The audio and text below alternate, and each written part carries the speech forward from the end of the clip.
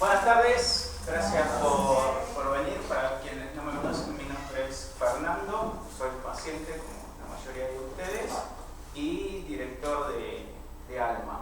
Hoy, continuando con nuestro programa de educación integral del paciente, invitamos a la doctora Silvina Palmer. La doctora trasplantóloga, trabaja en el Hospital Británico en Buenos Aires. Y bueno, una de las opciones de tratamiento y la única que puede evitar la cura de la enfermedad es justamente el trasplante de médula ósea.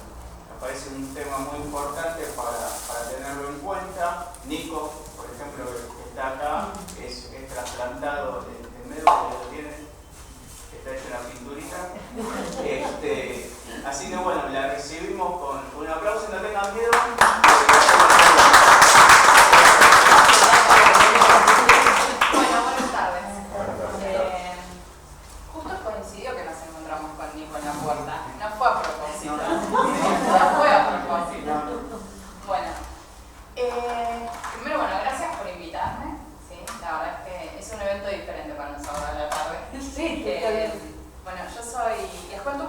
¿Quién soy y qué hago? ¿Sí?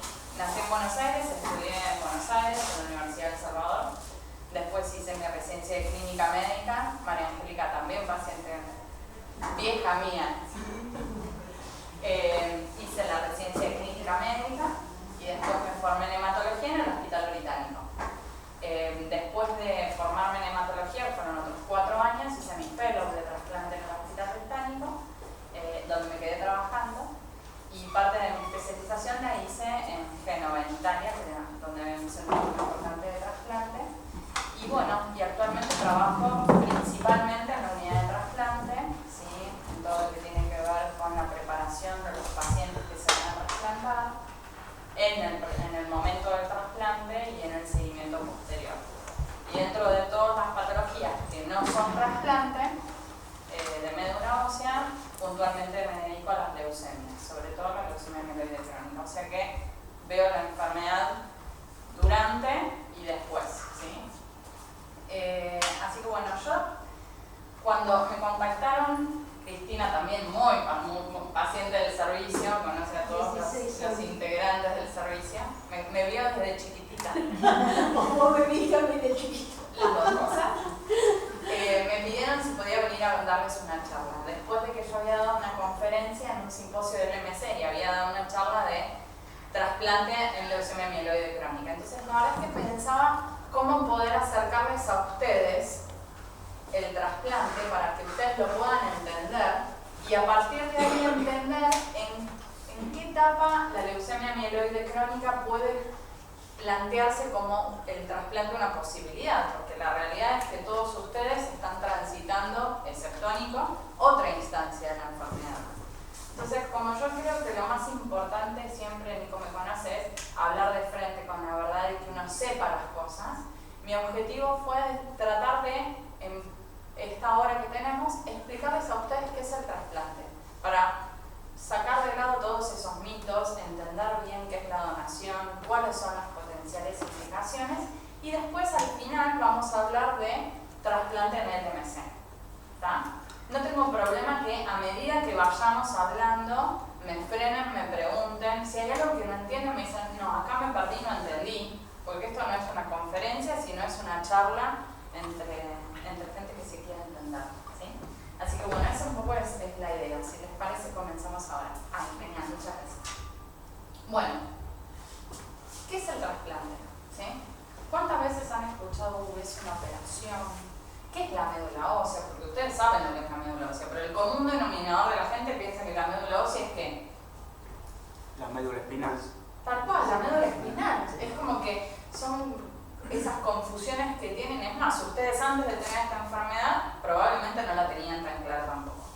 Entonces el trasplante es cambiar, ¿sí?, la médula ósea enferma por una médula ósea sana, ¿sí? O sea, es un procedimiento donde se hace ese cambio. Entonces se destruye la médula ósea enferma, después vamos a ver mediante qué mecanismos, y se reemplaza por una médula ósea sana, que ya puede ser, como dice ahí, de otra persona, o en algunos casos casos con médula propia, ¿sí? Los tipos de trasplante que hay actualmente tienen mucho que ver con de dónde viene esa médula ósea, ¿sí? Entonces uno puede hacer un trasplante autólogo, que es cuando yo parte de mi médula ósea la colecto, la guardo en frío, hago un tratamiento muy intenso y después me la devuelven. Eso es un trasplante autólogo, que les voy a explicar más en detalle después qué es.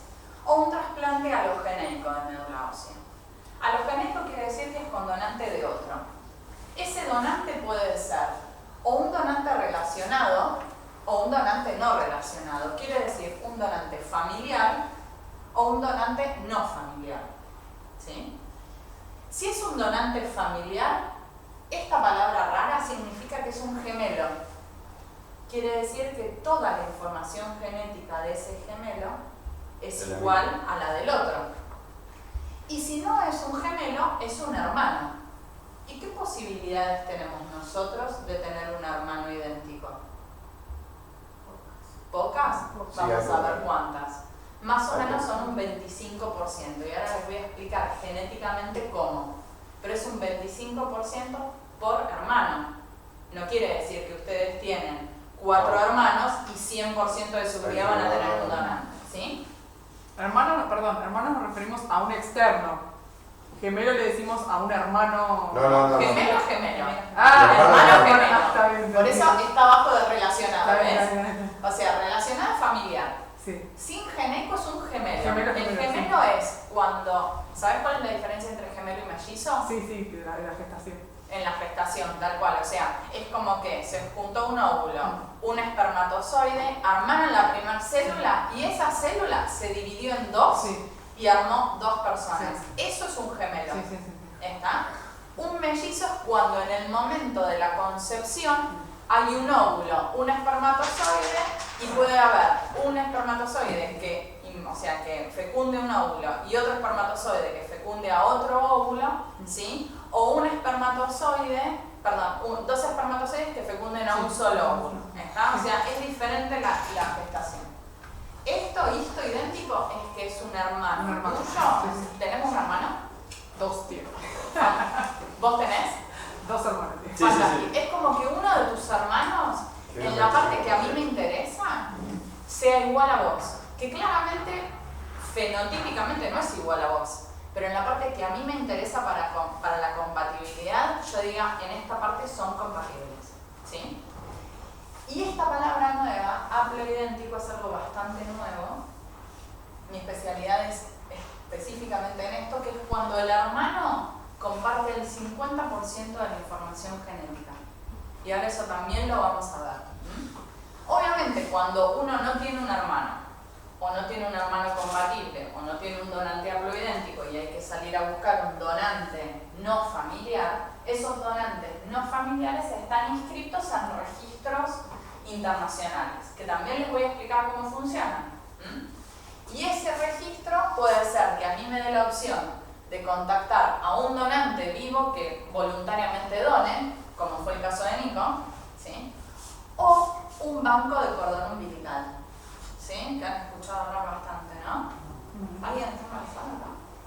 ¿No? Bueno, entonces puedo hablar con tranquilidad. Después les cuento. Con respecto a eso, hay muchas maternidades que no lo tienen en el banco de... Ahora lo charlamos cuando llegamos a cordón y te cuento. Dale. Bueno, indicaciones de trasplante, la verdad es que hay muchas patologías hoy en día que se trasplantan. Más o menos en los años 70 se comenzaron a hacer trasplantes de médula ósea y a medida que se fueron perfeccionando las técnicas, las compatibilidades, los tratamientos, se empezaron a trasplantar más patologías, ¿sí? De hecho, no solamente se trasplantan leucemias, linfomas, mielomas, sino que se trasplantan otras enfermedades, ¿sí? Que seguramente ustedes habrán visto una médula para Manuela, una médula para Alma. Bueno, muchas veces cuando se piden cuando se piden estas campañas, en general son chicos que tienen otras enfermedades raras que se llaman inmunodeficiencia u osteopetrosis, no sé si se lo han escuchado hablar, en donde también lo que hay que cambiar es la célula madre de la médula, ¿sí? Ese también el trasplante es una indicación. Bueno, Gran parte de mi charla va a ser hablar sobre los donantes, ¿sí? ¿Por qué? Porque en realidad el motivo por el cual uno puede ser donante de médula es porque va a tener la característica de ser compatible en una parte del ADN. Yo no sé si ustedes saben lo que es el ADN, pero les cuento rápidamente. Todos nosotros estamos hechos por células. Células, células, células, células que nos forman y que hace que seamos quienes somos. Dentro de cada célula hay un mapa genético, una información genética, un código de barras que hace que nosotros seamos primero seres humanos, ¿sí? Después hombres o mujeres, no todos, pero hombres o mujeres, y que después tengamos las características que nos hacen ser humanos. O sea, todos ustedes tienen hígado, corazón, vesícula, riñón, cerebro, todos. Vesícula, ¿no? Bueno, porque se la sacaron, no porque nació sin ella. Pero aparte de eso, no todos son iguales. Esa es la diversidad del ADN. ¿Está bien? Entonces, ¿qué es lo que pasa? Ay, no se ve muy bien, ¿no? Adentro de la célula, ¿ven? Están los cromosomas. ¿Han escuchado hablar de los cromosomas? El ADN, este código genético, si yo agarro una célula que no se puede ver ni siquiera, o sea, necesito como un microscopio para ver una célula. El núcleo es más chiquitito todavía. Pero si yo agarro el ADN y lo estiro, tiene más de 1,5 metros. Y el 1,5 metros entra dentro de una célula que veo recién en un microscopio chiquitito. La capacidad que tiene nuestro organismo, maravillosa, de poder compactar todo ese hilito de información, lo hace a través de múltiples plegamientos, ¿sí? Este de allá es el ADN, ¿sí? Y se empieza a plegar sobre diferentes proteínas y después a plegar entre sí para después terminar formando los cromosomas, ¿ven? Los cromosomas son ADN todo enrolladito, ¿sí? En uno de esos cromosomas, que es en el cromosoma 6, en una patita, que es la patita más corta, hay una región. Esa región es lo que se llama HLA, que es una sigla en inglés, que es lo que se denomina el antígeno leucocitario humano. Quiere decir que solamente lo tenemos nosotros. ¿Y saben lo que es? Es como... ¿Vieron en las películas de ciencia ficción cuando entran en una puerta y ponen el ojo y les leen el ojo y dicen, esta es Silvina Palmer y no es otra? Bueno, esto es lo que su organismo hace que reconozca cada parte de sus células y de sus tejidos como propios, ¿sí? Todos los glóbulos blancos y todas las células de la sangre se van a gestar con este código de barras. Entonces les va a permitir a su organismo reconocer todos sus órganos como propios, ¿sí? De hecho, ustedes... Están los rechazos también. ¿Cómo? Están los rechazos. ¿Cómo? Es que están los rechazos también. Por eso te digo que esta parte es muy importante para el análisis. Entonces, esto todos ustedes lo tienen. Y esto lo que les va a permitir es que cada una de sus células muestren un patrón. Ese patrón, que es ese código de barras que dicen que se llaman... ¿Cómo se llama usted? Mercedes. Se llama Mercedes. ¿Está? Bien. Cuando yo quiero buscar un donante en el mundo, por ejemplo, o un donante familiar, en lo único que me voy a fijar para poder elegir un donante es que el código de barras que tiene Mercedes sea el mismo código de barras que tiene la hermana de Mercedes. ¿Sí? Y si Mercedes no tiene hermana, va a ser un donante en el mundo. ¿Sí? Entonces, sobre 26 millones de donantes que hoy tenemos inscritos en el mundo, voy a buscar solamente el código de barras que me genera esta pequeña región del ADN. Parece imposible, ¿no? ¿Qué opinas, Nico? ¿Fue posible? ¿Viste? El que busca encuentra. Muy bien. Entonces acá está un poco lo que les decía de la herencia. Si ustedes tienen una mamá y un papá, la mamá es XX y el papá es XY. Este es un gráfico sencillo diciendo qué posibilidades tenemos de que sea un varón o una nena el hijo que van a esperar, ¿sí? Pero el óvulo que le va a dar la mamá y el espermatozoide que le va a dar el papá, ¿cuántos cromosomas tienen? 23 cada uno. Entonces 23 de la mamá más 23 del papá hacen que cada uno de nosotros tengamos 46 cromosomas. Quiere decir que la mitad de la información genética que ustedes tienen, les guste o no les guste, es de su mamá. Y la otra mitad es del papá, ¿sí? La maternidad no se duda nunca, la paternidad a veces se sospecha, pero la realidad es que la maternidad nunca. Entonces, supongamos, ¿sí?, que en vez de decir X o Y, ¿sí?, en realidad está diciendo este HLA que yo les conté, ¿sí? La mamá tiene la posibilidad de dar de su HLA una mitad u otra mitad, ¿sí? Y su papá lo mismo, una mitad u otra mitad. Ahí está el entrecruzamiento de la compatibilidad. Por eso, para ustedes tener un hermano compatible, tiene que coincidir la mitad que les da su mamá al primer hijo y el papá al primer hijo, con la que le dé al segundo, al tercero, al cuarto o al quinto. O sea que ustedes por cada gestación van a tener un 25%. ¿Se comprende esto? ¿Sí? Sí. Obviamente esto es así, pero es extremadamente complejo, porque este código de barras, esta tipificación, llevó años y actualmente siguen perfeccionándose y profundizándose en los niveles de detección, porque cuanto más iguales seamos en ese aspecto, menos riesgo de rechazo vamos a tener con un trasplante, ¿sí?, o menos riesgo de otras complicaciones, como lo que se llama enfermedad de injerto versus huésped, vamos a tener, que lo vamos a hablar más adelante. Obviamente esta tipificación es extremadamente compleja, se hace por estudios que se llaman estudios de medicina nuclear, en el país se hacen, pero los estudios de detección así como más profundos y sensibles, el INCUCAI los manda a hacer a Estados Unidos, a un laboratorio que se llama Histogenetics, porque no tenemos todavía en el país, pero estamos en proyecto probablemente el año que viene, de poder tipificar a ese grado de determinación tan mínima la compatibilidad y la identificación de cada uno de nosotros. Obviamente, cuantos más iguales seamos en ese fragmento del HLA con nuestro donante, menos complicaciones vamos a tener y la sobrevida va a ser mejor. Entonces, obviamente los pacientes que están en la curva superior son aquellos pacientes que eran completamente idénticos en el HLA con su donante. Y a medida que empezaban a haber diferencias, las complicaciones se presentan en forma más frecuente. ¿Saben desde cuándo se hacen trasplantes en el mundo?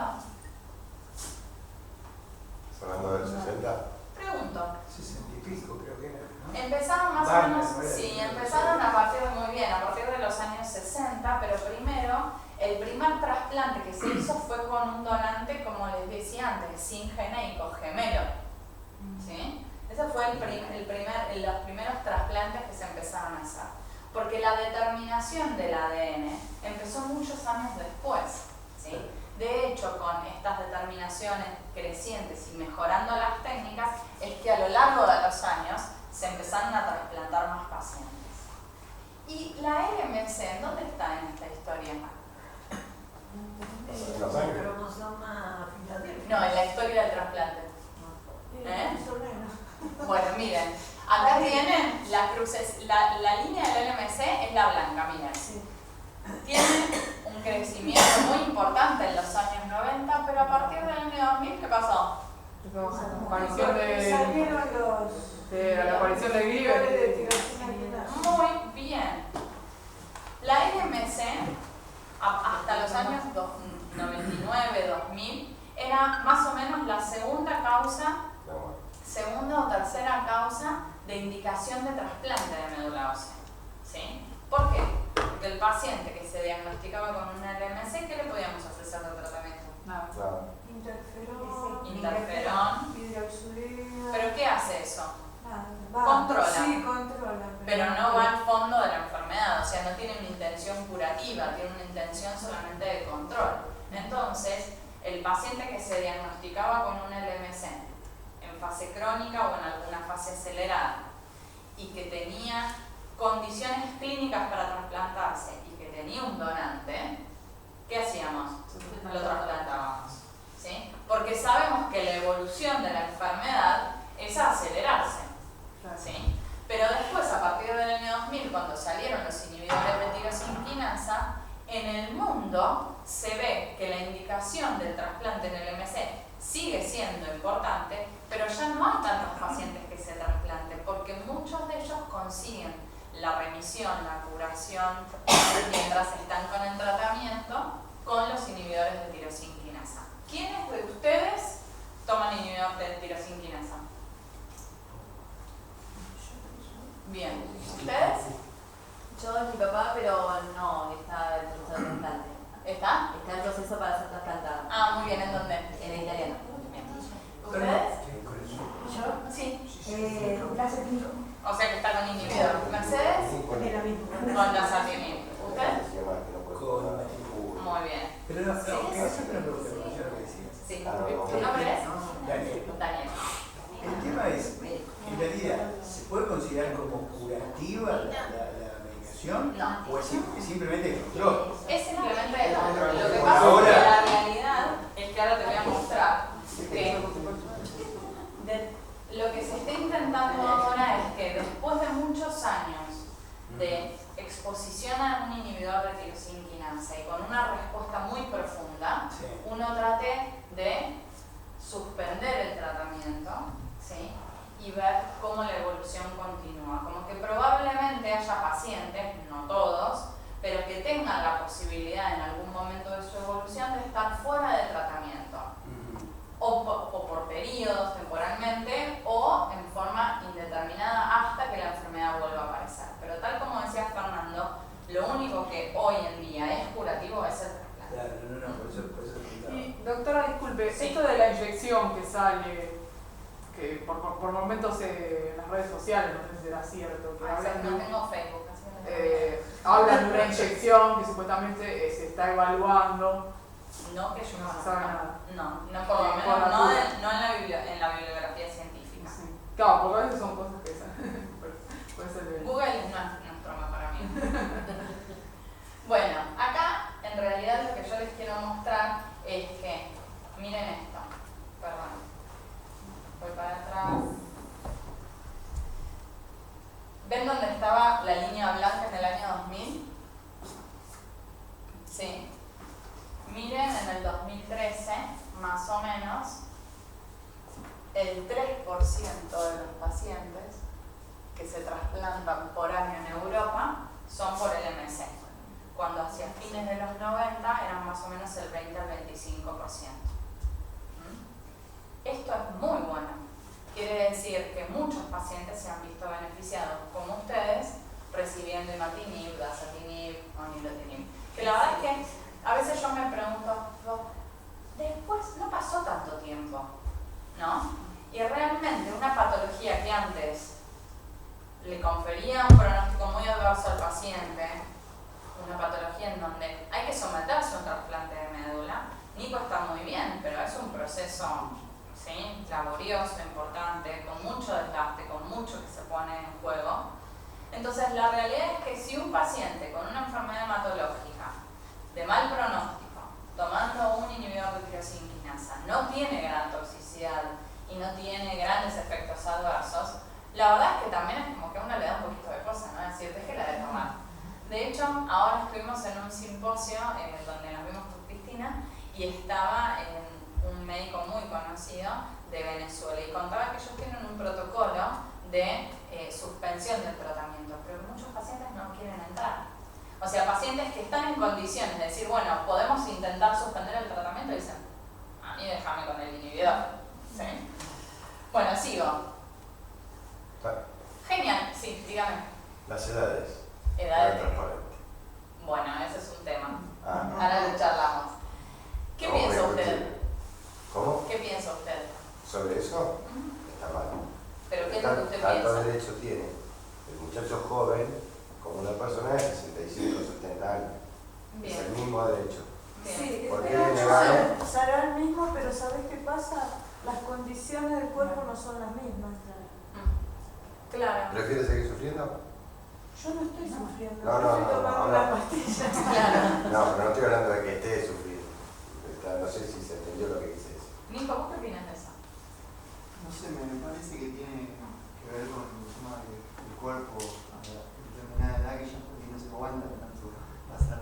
Yo tuve que pasar 4 internaciones previas con quimio en cada una. La primera son 7 días de quimio seguida y bueno, después te quedas internado hasta que te recuperas, te quedas en defensa. Y después de eso viene otra quimio más anterior al trasplante, o sea, donde te destruyen prácticamente toda la médula y bueno, ahí quedas expuesto a cualquier cosa, te puedes infectar con cualquier cosa y de hecho yo durante el trasplante no tuve problema, pero después sí tuve una complicación respiratoria y tuve que estar 2 meses y medio más internado después del trasplante.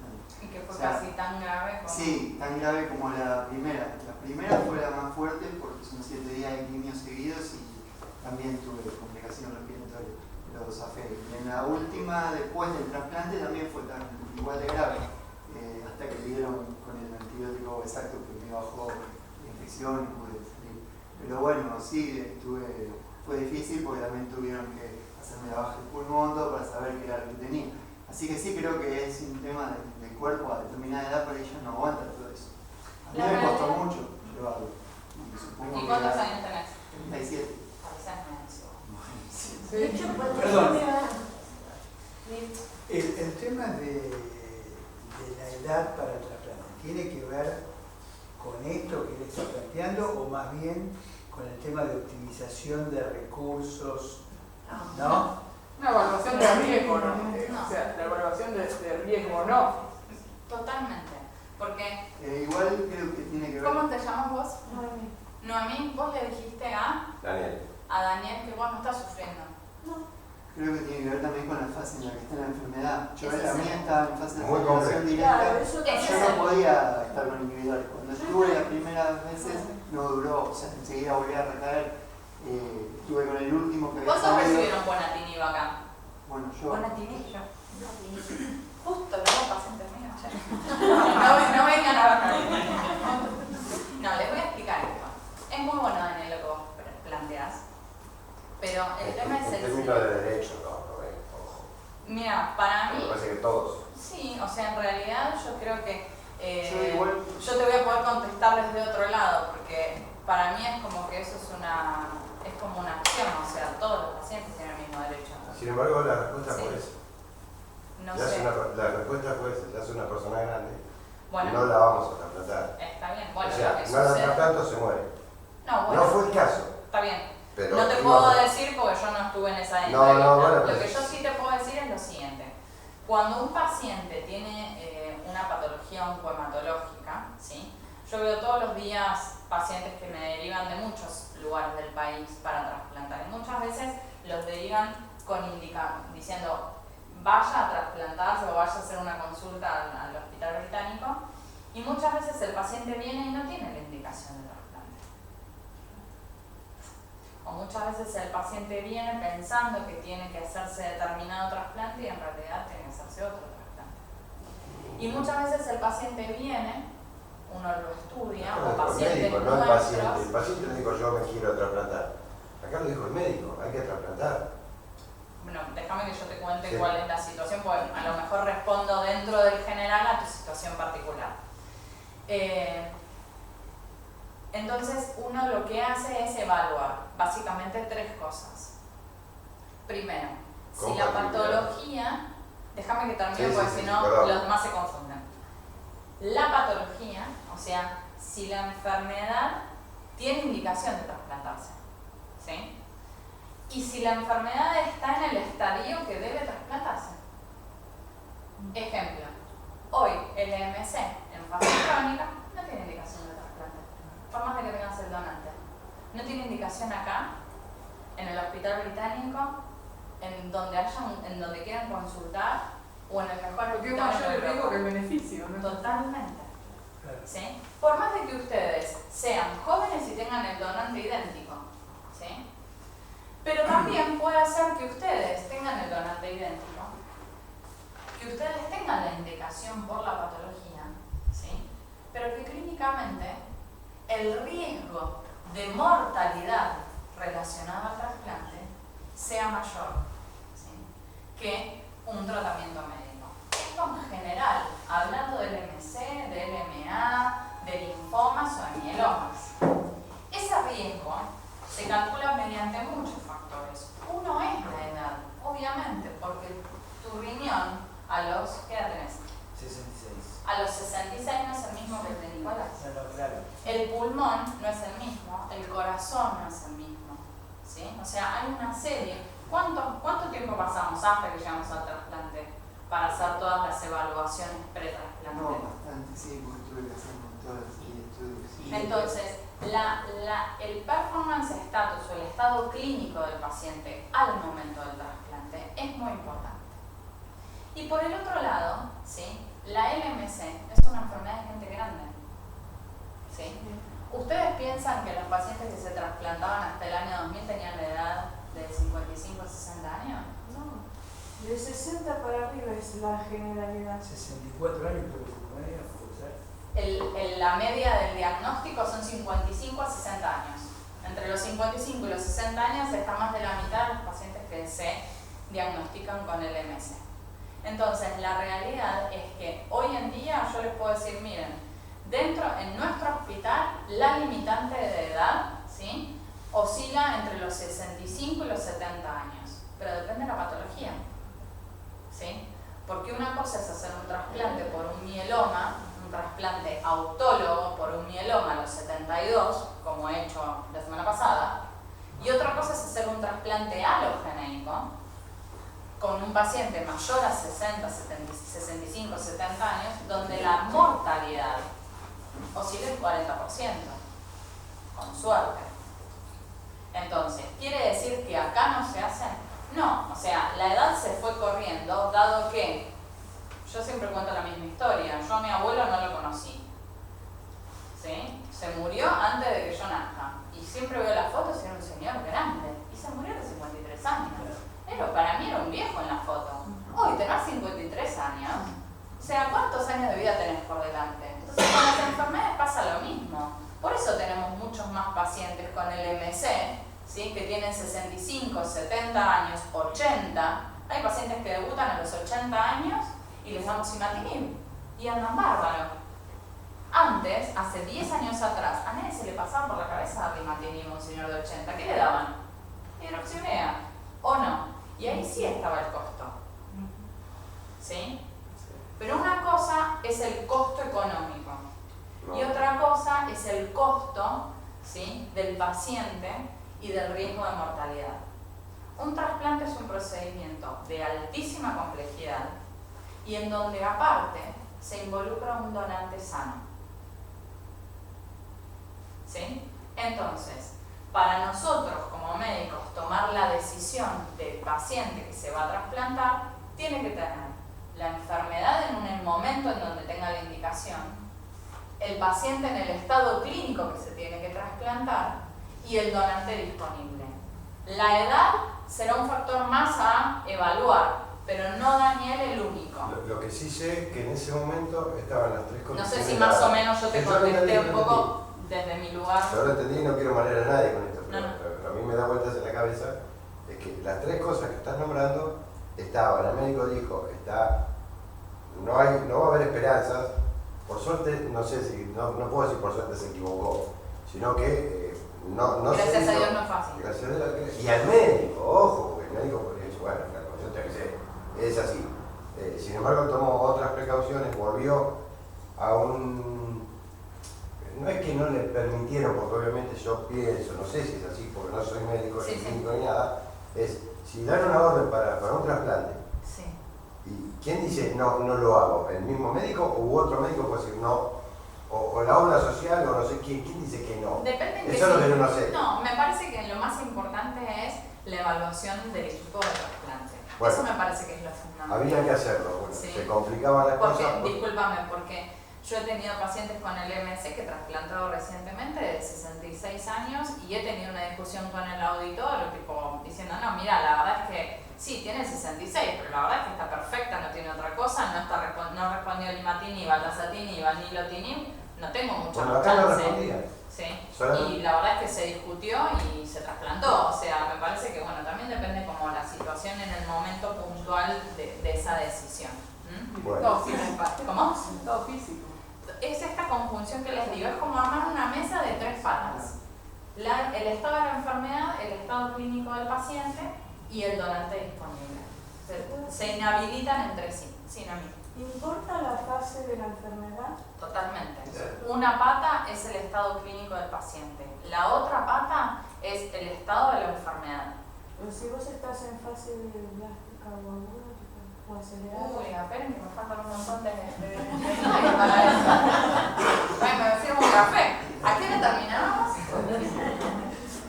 Escucha, ¿Puedo cuando contar yo esa? en el año 2000 tenía 50, cuando yo me enfermé tenía 50.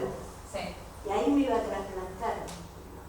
Y no tenía donante compatible y dijo que ya no podíamos comenzar la búsqueda internacional porque era justo los 50, en ese momento. En ese momento, pero las cosas han cambiado Claro. y han evolucionado. Claro. Lo que Sí. sí me hicieron Mira, yo sacar les voy a el contar célulo, algo. sacar médula que tengo en Y la criopreservación. tenés criopreservada. Sí, hace poco acomodé un par de cosas y estaban tus certificados ahí. ¿Qué vas a hacer con eso?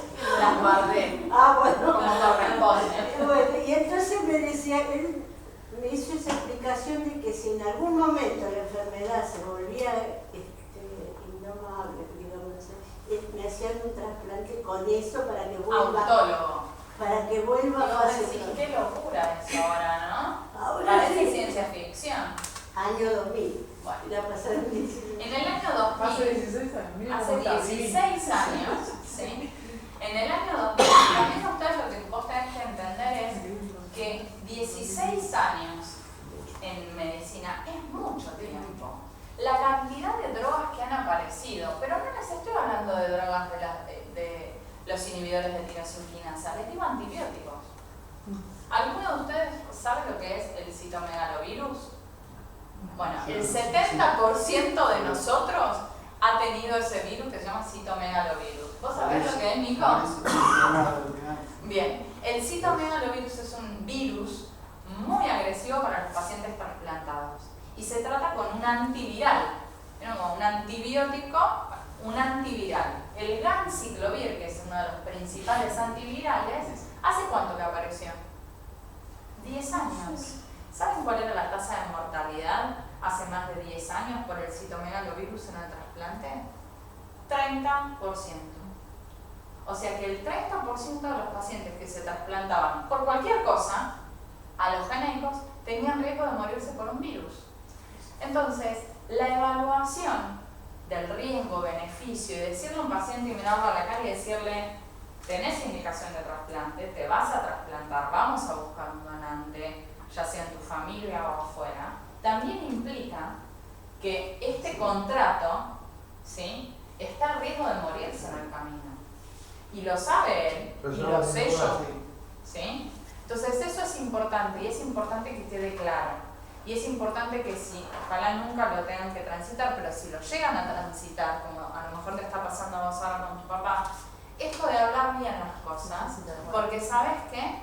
Lo peor es lo que uno no sabe. Tal cual. Y yo le decía a Nico, yo te voy a decir todo lo que te va a pasar. Si después no te pasa, cuando salís por la puerta me haces pito catalán y me dijiste, no me pasó. ¿No? Te decía así, pito catalán y no me pasó. Tal cual. Pero él tenía la información. Tal cual. ¿Sí? Y eso es lo más importante, porque un trasplante es un procedimiento de muy alta complejidad. No es una pavada, no se hace en un cuartito. No se hace cuando uno tiene el diagnóstico. ¿Por qué a ninguno rápidamente le proporcionan un trasplante? Porque tiene alta mortalidad, tiene altas complicaciones asociadas. Entonces, frente a sufrir con una pastilla versus afrontar el riesgo de un trasplante, ¿sí?, hay que estar en condiciones para poder hacerlo. Doctora, Ahora, generalmente el porcentaje de las personas que llegan a trasplante es porque han descubierto la enfermedad en un estadio No, en el caso de mi papá, Te voy a fue contar- que no responde a un tratamiento de Ahora déjenme que avance un poquito y les cuento actualmente en el LMS cuáles son las indicaciones de trasplante y van a ver que son bastante acotadas. Les voy a decir una sí, sola inquietud. Sí. Yo, en mi caso, yo tengo a mi nena que tiene 6 años y hace un año que se le detectó la enfermedad ¿En dónde la tratan? en el ARCA. Y bueno, nosotros solamente, o sea, desde el principio pensamos, si está la posibilidad, ¿por qué no se le hace? Ella está en la fase crónica, está respondiendo por la medicación, pero bueno, ¿Está con imatinib? con imatinib. Ahora le tuvieron que aumentar un poquito más la dosis, pero porque el último estudio no le había dado bien y ahora vamos a ver el próximo. Para aclaro algo, en los chicos se hace dosaje que en los adultos no se hace. Claro. ¿Sí? A ustedes nunca le dosaban, excepto si estaban en un protocolo clínico. A ustedes no les miden cuánto nivel de dasatinib hay. Ustedes toman una pastilla y les suben o les bajan de acuerdo a la toxicidad. En los niños es diferente. Claro, entonces, siendo que ella es tan chiquita, o sea, uno piensa que bueno, va a tener la posibilidad o en algún momento, porque digamos toda la vida tomando imatinib, no sé si va a estar toda la vida tomando la pastilla, o sea, ¿se dará esa posibilidad de tener que llegar al trasplante o...? Mira, nadie te lo va a poder decir ahora. ¿Sí? Yo tengo pacientes pediátricos que sí, hace 7 años que están con el imatinib y han empezado siendo pediátricos y ahora son adolescentes que empezaron la facultad. Yo creo que esos pacientes, si la enfermedad se mantiene en la mayor respuesta molecular que se puede obtener, van a entrar, como le explicaba Daniel, en ese grupo de pacientes que van a hacer como estos descansos de la medicación. Pero la realidad es que si tu nena en algún momento evoluciona en alguna de las estadios que ahora les comento, y va a tener indicación de trasplante, porque va a ser muy joven al momento en que o se acelere o adquiere una mutación. Sí. Entonces, por eso siempre es bueno en esa situación ya saber con qué donante contás, ¿sí? Y si vos tenés otros hijos, Sí, no, el estudio tipificarlos. se hizo ni bien, pero Por ninguno eso. salió compatible. Tiene 3 hermanos y ninguno salió compatible. Bueno, entonces entraron dentro del otro 75%, ¿sí? Entonces, bueno, ya sea en ese momento o hacer una búsqueda de un donante, como pasó con Nicolás, También o, tengo 3 hermanos y ninguno es. claro, o directamente hacer esto que les voy a explicar ahora, ¿sí? Entonces, como le pasó a tu nena, que tiene 3 hermanos y no tiene donante, como le pasó a Nico, que tiene hermanos y no tiene donante, cuando nos pasa eso, lo que hacemos es buscar en los registros internacionales. Les dije que más o menos hoy en día hay aproximadamente 26 millones de personas que estamos anotadas. Yo soy donante de médula, estamos anotadas en los registros del mundo. Y puede ser que te llamen alguna vez, como que no te llamen nunca. Pero lo que pasa es que cuando necesitamos más donantes, porque cuando necesitamos un trasplante, hay muchos pacientes que se quedan sin la opción, ¿sí? Porque no hay un donante compatible. De hecho, el 64% de los pacientes se quedan sin la opción de un donante familiar idéntico y no relacionado cuando lo necesitan. A partir de esa instancia, en los últimos años, se empezaron a hacer trasplantes con donantes familiares que compartan de toda esa información genética que les contaba, la mitad, que es un trasplante haplo idéntico. Haplo significa la mitad.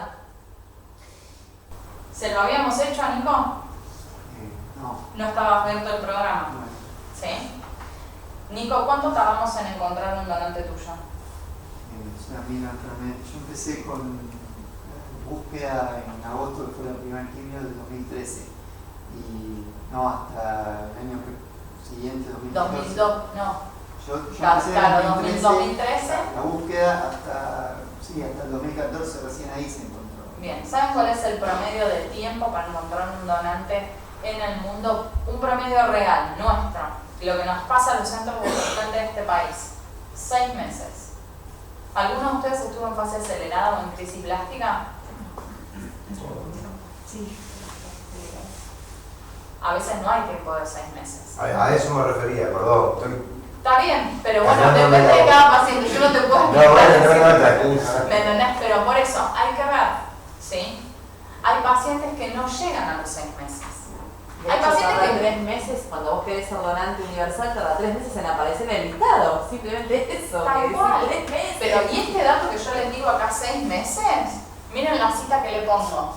Basquiera, Biachín, García y colaboradores, el equipo del privado de Córdoba. Son datos nuestros, ¿eh?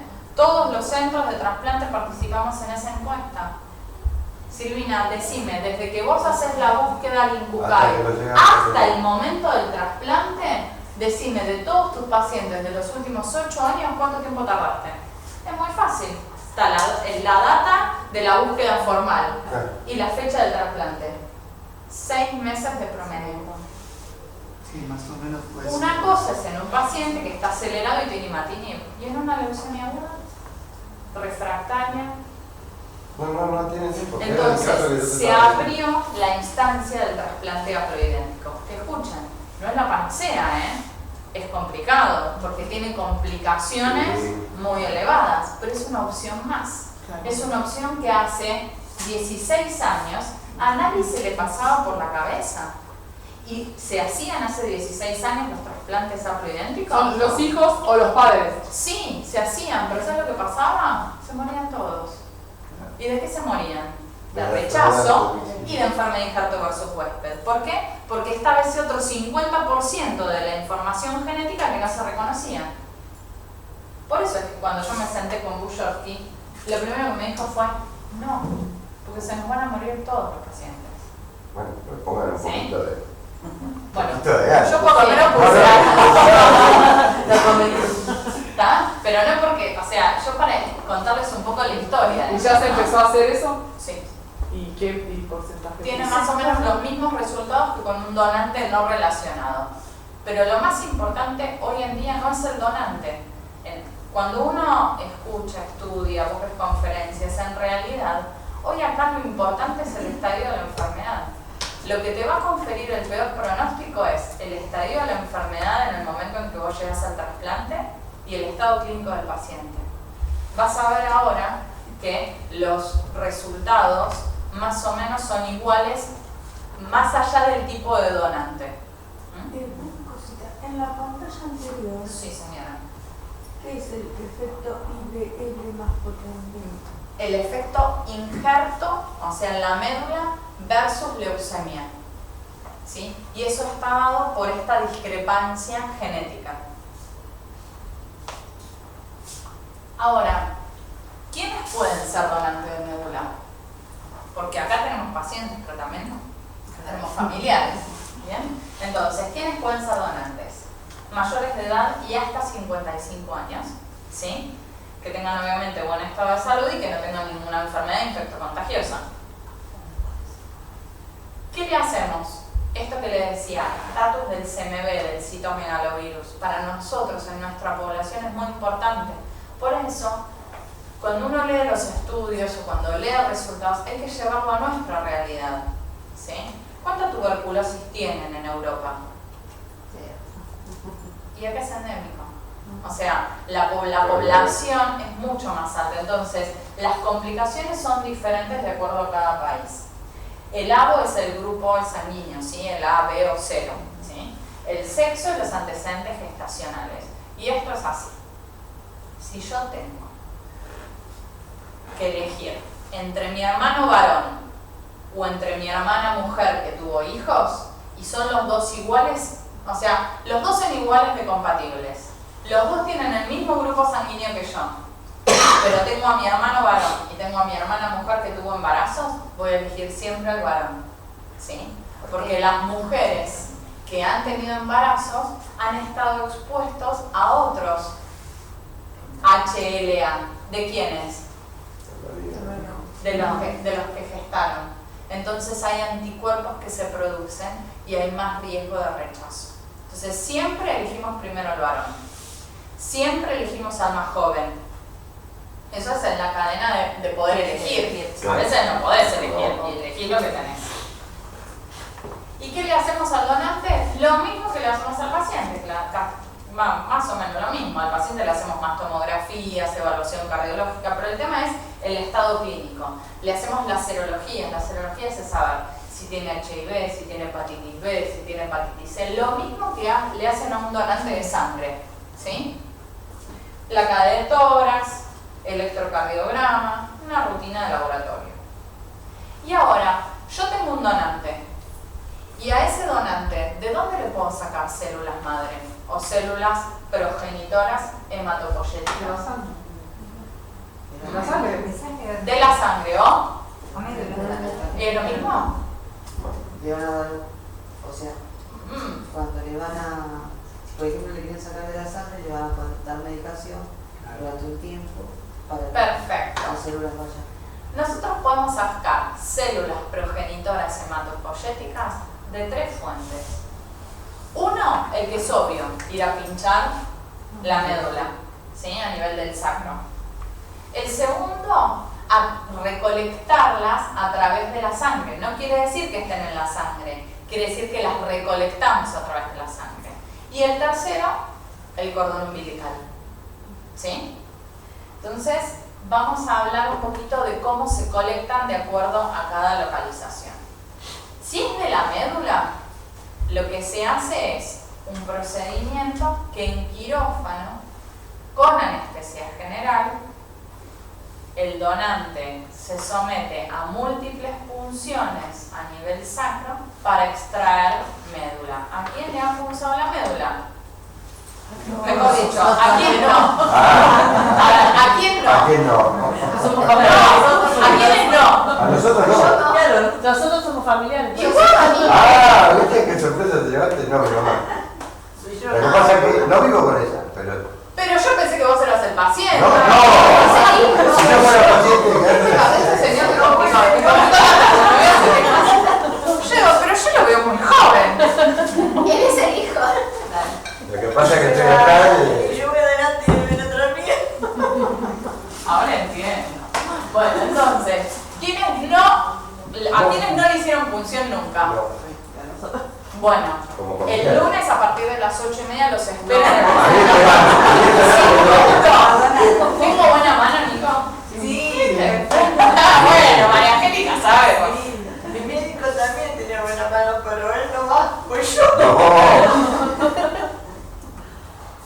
Bueno, entonces, mediante múltiples Vamos funciones, todos a donar entonces.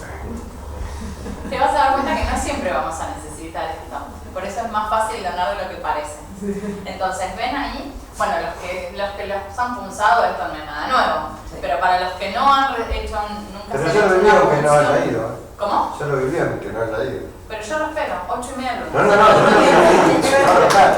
No, pero una cosa es sentirlo, ¿eh? Sí. No, gracias. Es cardíaco. Tengo otra cosa. Entonces, en la espina ilíaca posterior se puede hacer del esternón también, pero en el caso del donante, como hay que sacar mucho, miren, 10 a 15 mililitros de médula por kilo del donante. O sea que en una persona como yo que peso 57, 59 kilos, más o menos son 570 mililitros como mínimo. Entonces, la punción lo que hacemos es con una aguja, para los que no saben, pasamos la piel, pasamos el hueso, la cortical del hueso, la corteza del hueso y entramos en la parte esponjosa, que ahí es donde está la médula ósea dentro de las trabéculas óseas. Nada, que se puede hacer en esa posición o de costado, como sea, pero en el quirófano en realidad es un procedimiento que se hace diferente, porque el donante lo anestesiamos, lo damos vuelta, le levantamos como un poquitito la cadera.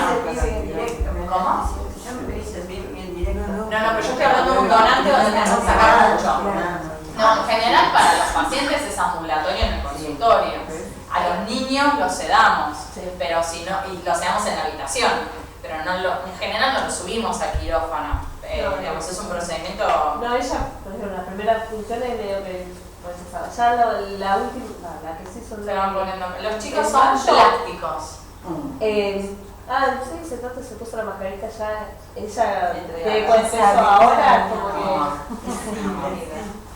Bueno, en el quirófano es así. O sea, nos ponemos un operador de un lado, o sea, un médico de un lado, un médico del otro lado del paciente, del donante. Yo me subo una tarimita para quedar un poquito más alta. Y después le preguntamos, o sea, pinchamos así, sacamos, eso se procesa, y después le preguntamos al donante de qué lado le duele más, para ver quién lo ha hecho mejor. ¿Sí? Bueno, este procedimiento en realidad más o menos dura media hora, 40 minutos, y toda esa médula que colectamos la ponemos en una bolsa y se procesa y se deja como en una bolsa, y ahora les muestro cómo es el trasplante en sí. ¿Ven? Se va aspirando, ¿sí? Mucha cantidad, ya les digo, más o menos 10 a 15 mililitros por kilo del donante. Esto es muy importante, ¿sí? ¿Y cuál sería la diferencia para ustedes entre, porque veo que se puede hacer o con punción o sacando sangre? Ya te cuento. La otra alternativa es recolectarlas de la sangre. ¿Hay células madre circulando en la sangre? Yo pienso que sí. No. La realidad es que si yo voy a cualquiera de ustedes, les quiero colectar células madre, voy a conseguir casi que nada, porque no hay células madre circulando en la sangre, ¿sí? Entonces, lo que se hace es estimular a que las células progenitoras o las células madres salgan de la médula a circular por la sangre, y ahí es donde yo las recolecto, ¿sí? Entonces, se movilizan, que es lo que decía ¿no lo escuché? Dalila, se movilizan esas células madre hacia la sangre periférica.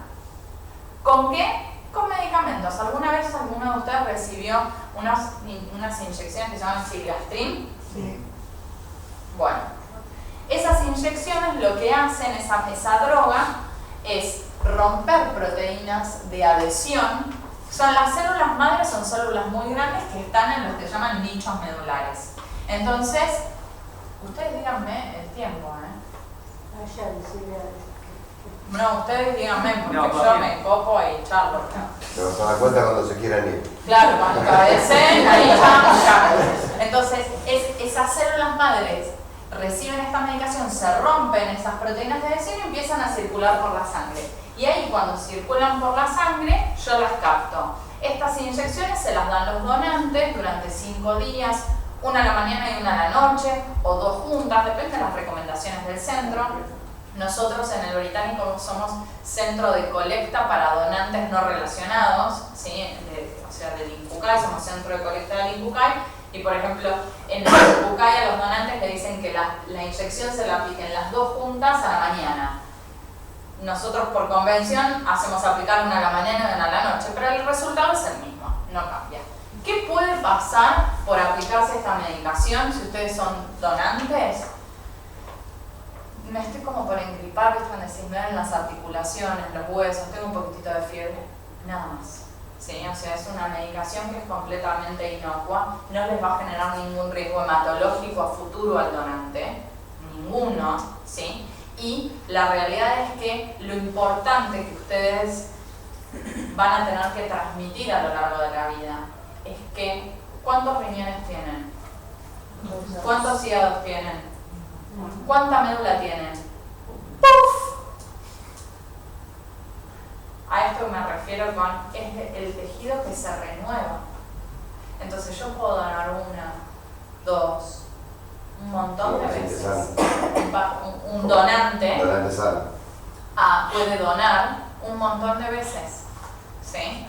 O sea, las células progenitoras se renuevan y eso es lo que hace, que es lo que uno dice que da vida en vida, porque su vida sigue siendo la misma después.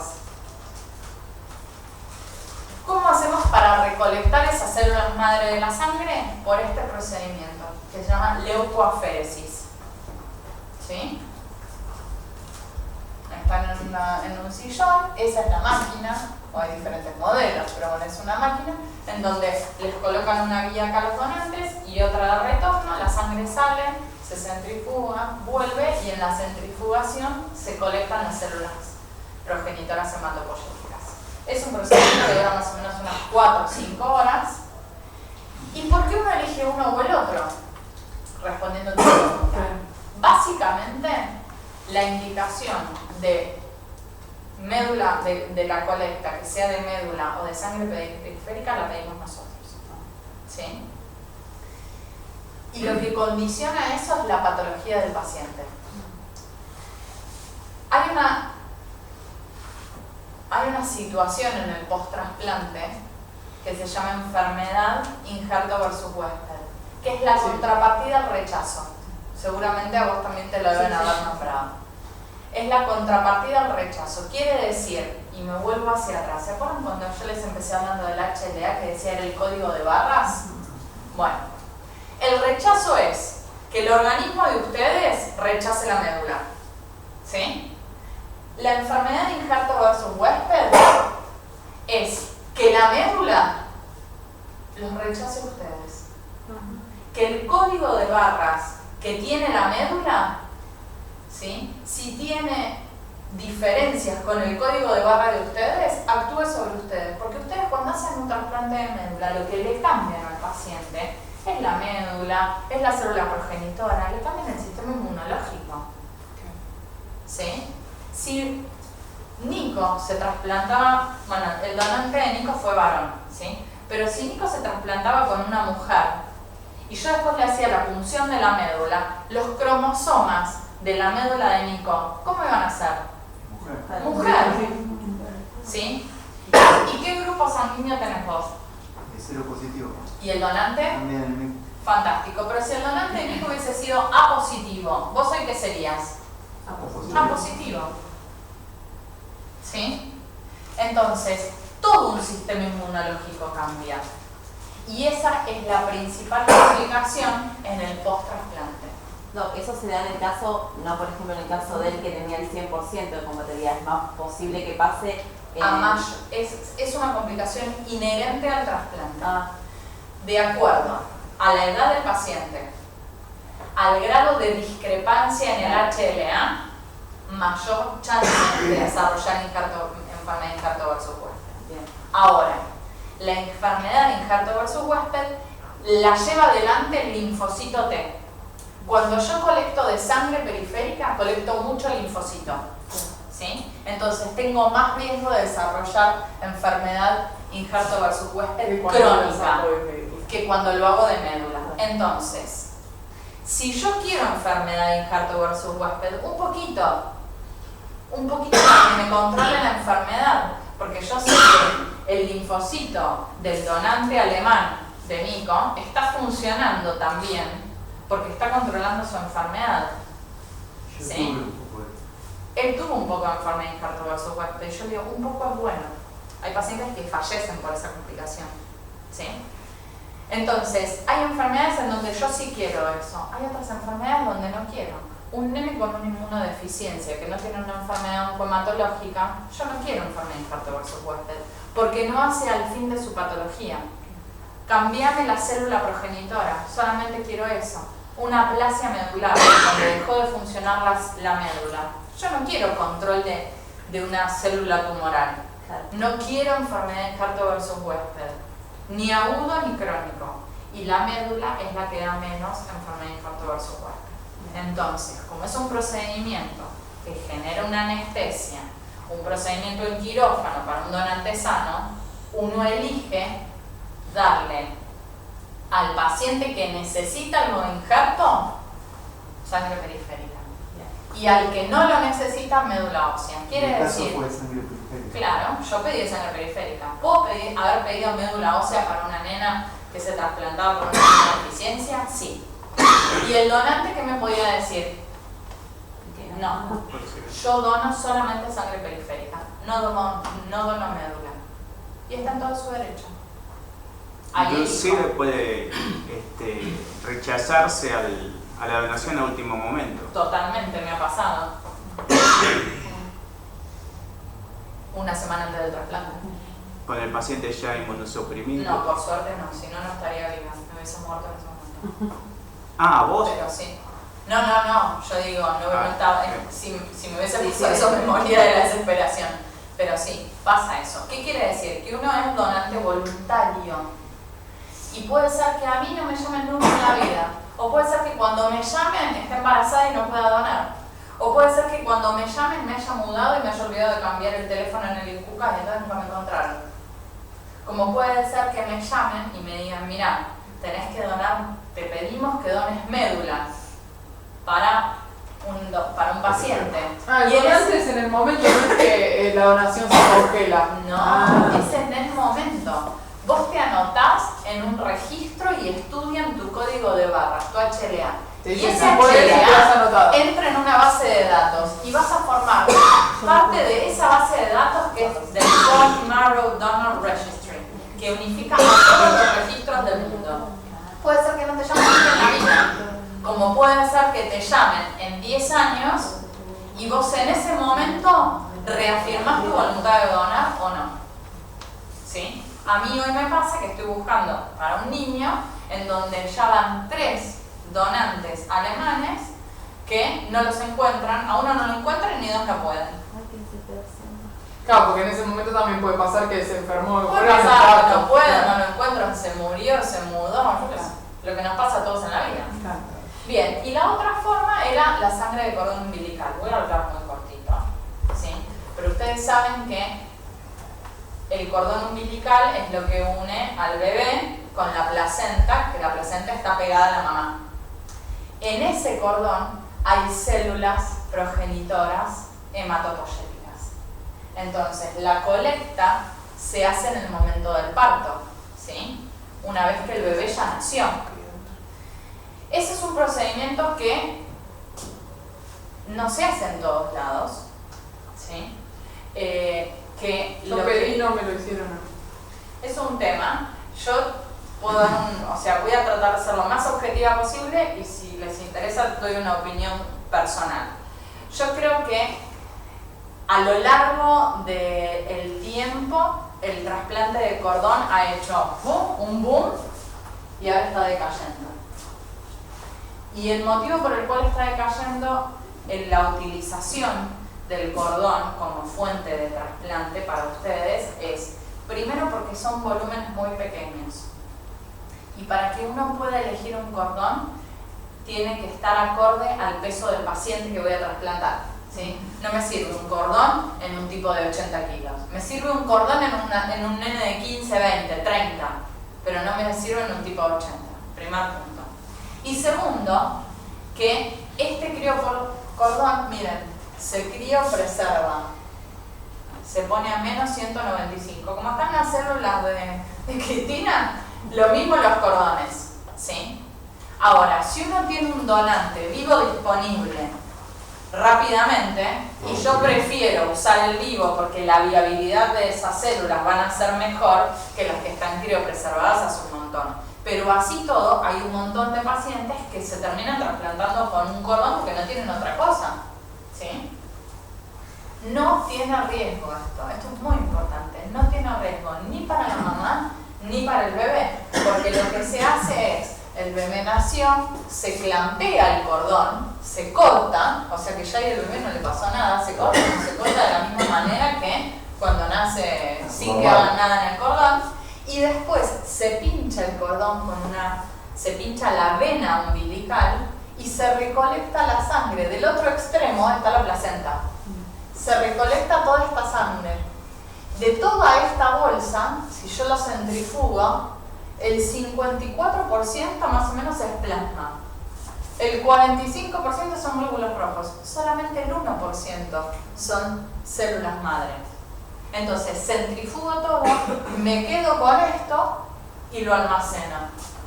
¿Cómo? Miren, acá tiene una fotito, no sé si se ve. Se ve re mal, ¿no? Bueno, ahí está el bebé y ahí están clampeándole el cordón y después se colecta acá en esta bolsa. Si después quieren lo venden acá que se ve un poco mejor.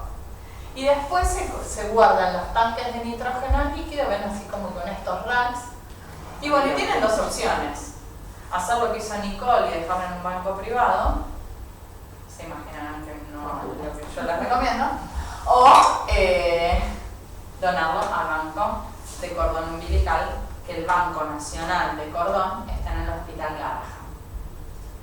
Para todos aquellos que quieran donar el cordón de su bebé, en el momento en que la mamá está embarazada, lo que se hace es un pedido de un kit de colecta y se trata de articular con el lugar en donde vayan a hacer el bebé para poder hacer esa donación del cordón. ¿Está? En el Hospital Británico se hace y hay otros centros donde también, hay otros centros donde es un poco más Porque difícil. debería Y es ser en todas las maternidades, porque Sí. a mí no me lo permitieron. Lo que pasa es que el problema es el personal que no tienen en el Garrahan para ir a todas las maternidades del país, pero digamos, se puede hacer. Eso es universal, digamos, como el registro de donantes. Totalmente. Es público, Público. para todos. Es un banco público. Porque la realidad es que guardar la cédula madre para tu hijo no te sirve para pistola, nada.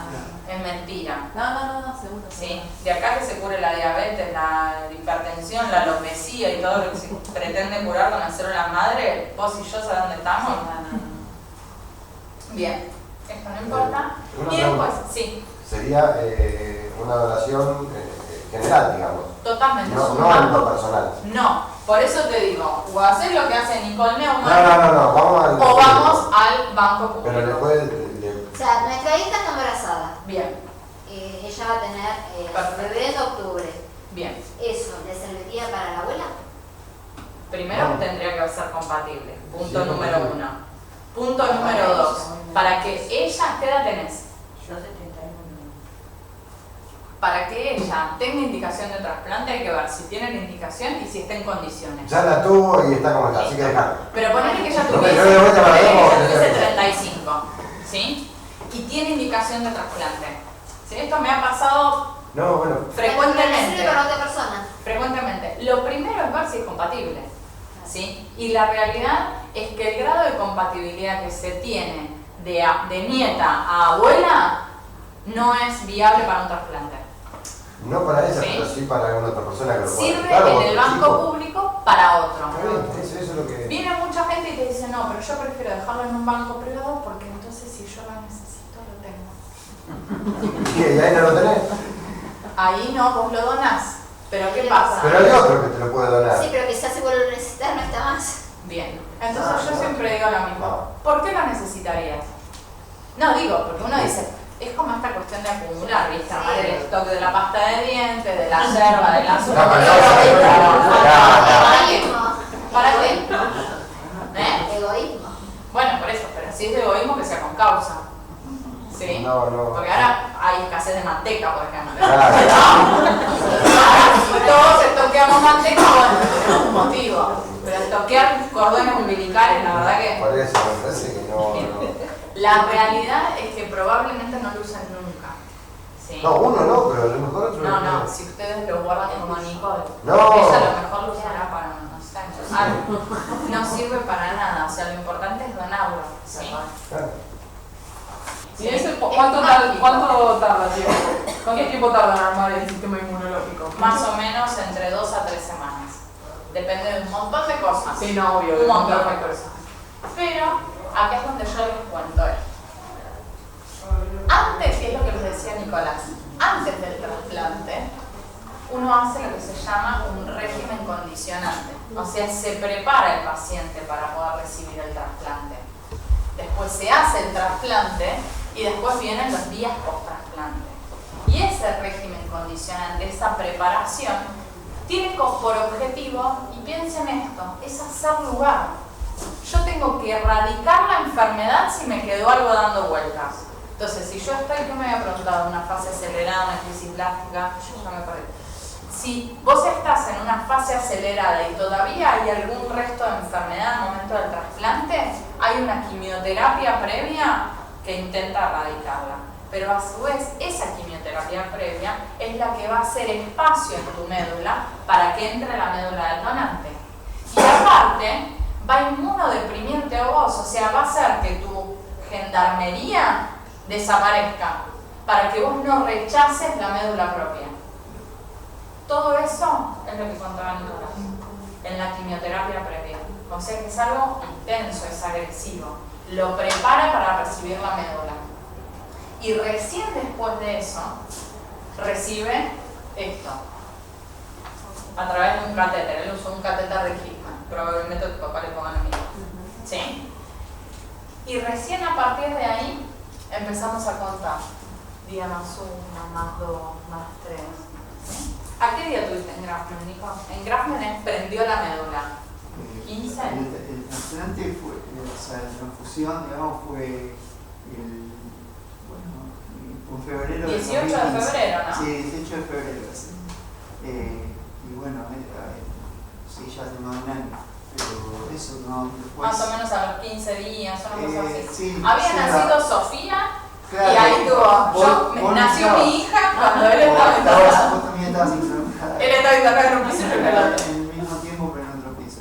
Bueno, obviamente, en las etapas del trasplante hay diferentes complicaciones.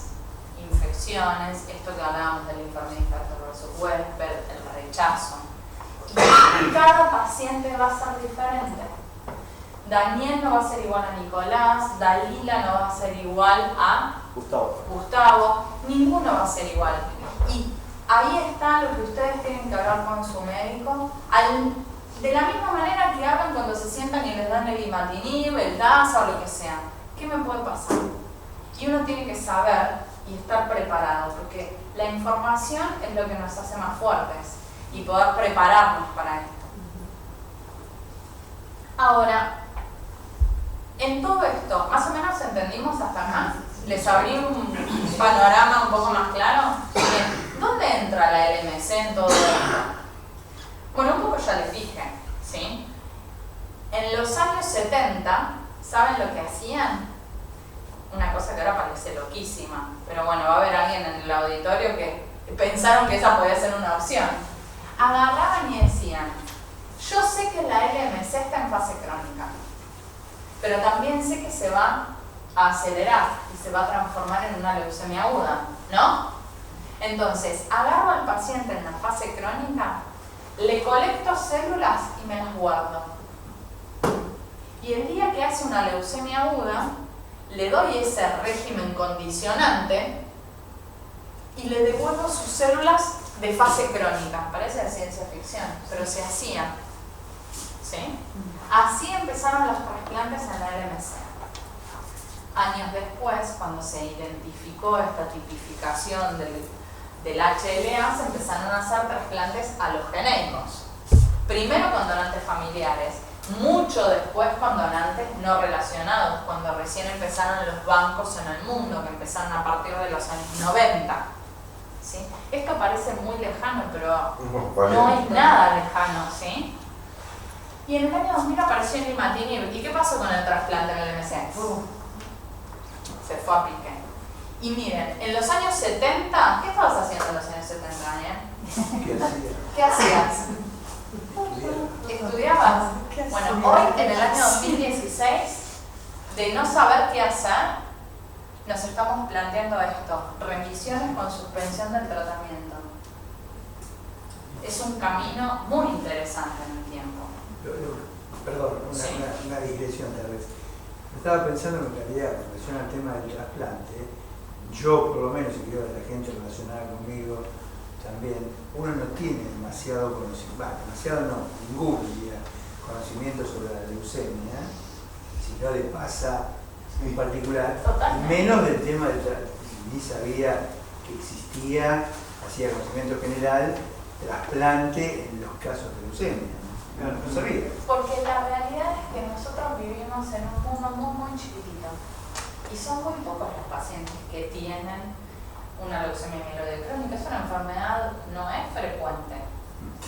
Lo que me dijo la médica con la hematóloga cuando digamos, me dio el diagnóstico, me dice, te sacaste la lotería, ¿no? Yo lo miraba, pero después pensar, en la universidad en el sentido de que podía haber tenido algo peor, ¿no? Dentro de las cosas peores que podían ser, esa era la más benigna, digamos así. ¿Cuándo te lo diagnosticaron? ¿Después del 2000? Sí, hace 2 años. No, en el 2000, fines del 2013. ¿A vos, Cristina, qué te dijeron cuando te diagnosticaron el LMC? Que me dijeron cuando yo fui un lunes, estaba continuo, me pinchó, el dedo, fue arriba, volvió, y entonces cuando mi hijo vino sola, Entonces dije yo, es mal. Entonces me explicó, pues, entonces me dijo, hablamos, y me dije, no. Y el martes ya me hicieron la punción, el jueves el equipo completo de Burioski para hablarme del trasplante. Y cuando yo le pregunté a Burioski, ¿el trasplante me cura? Y me dijo, no. ¿Porque qué trasplante era? 50% que sí, 50% que no. Entonces dijo, tiene hermanos, tiene que venir sus hermanos, qué sé yo. Y en ese momento, porque ahora te escucho a vos, digo, en ese momento mis hermanas no daban el grado de compatibilidad que requerían en el momento. Y bueno, y ahí fue cuando él dijo que habían mandado todo para ver si entraba dentro del protocolo. Y vos entraste en el IRIS. Claro. Ahora, lo que vos decís respecto al tema del trasplante, es una cosa. Yo mientras estuve esperando, porque justo era el año 2000, donde había problemas con los reactivos y tardó mucho, lo mandaron al CEMI y tardó mucho. Y yo ese tiempo estuve entre que quería el trasplante y no lo quería. Yo cuando sonaba el teléfono esperaba que me dijeran que sí y otra parte mía esperaba que me dijera que no.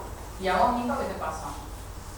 Cuando Bea te dijo... al principio... Porque Nicolás es paciente del Hospital Ramos Mejía, de la doctora Moiragui, pero me lo derivaron para el trasplante.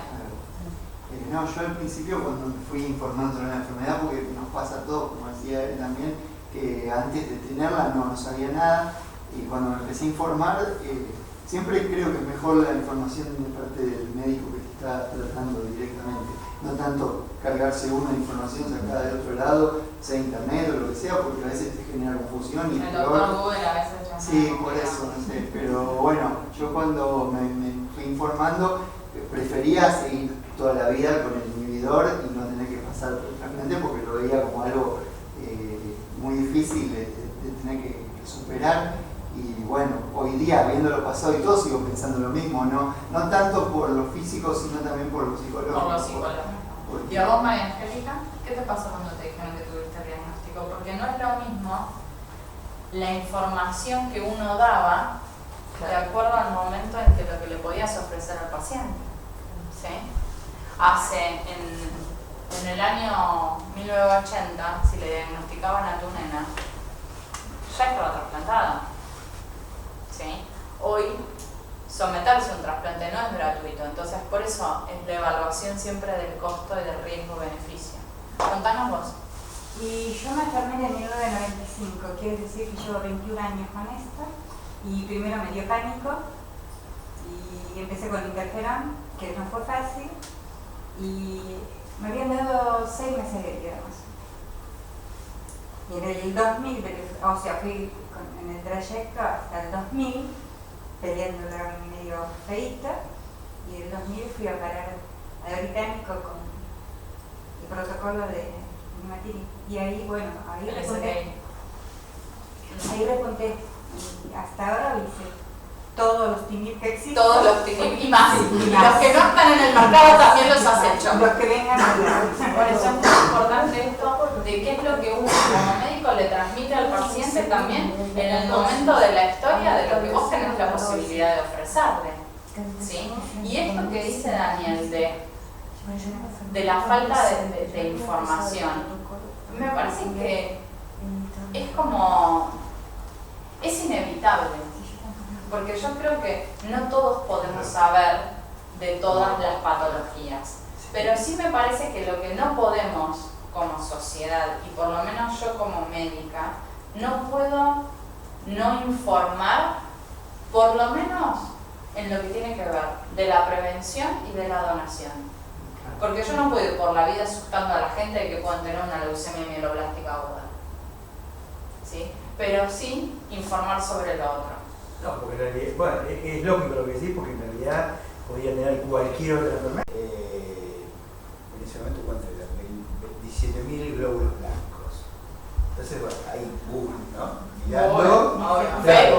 Entonces yo miro y veo qué puede ser.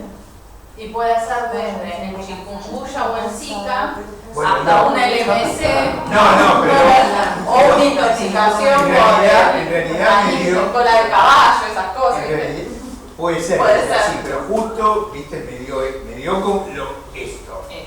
No, pasa que uno determina la palabra, no sabe que hay varios tipos. Claro. Yo te voy a... ¿Tu nombre es? Valeria. ¿No te escuché? Valeria. ¿Sabes qué, Valeria? ¿Qué edad tenés?